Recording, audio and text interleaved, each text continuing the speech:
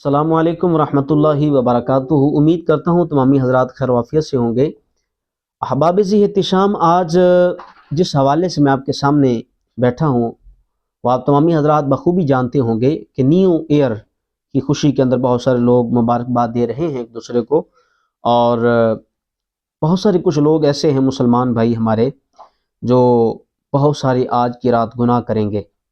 بلکہ جنہوں نے ابھی سے چیزیں تیار کر لی ہوں گی،